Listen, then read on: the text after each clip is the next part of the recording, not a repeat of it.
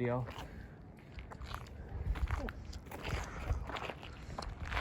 I don't think that's part of the trip.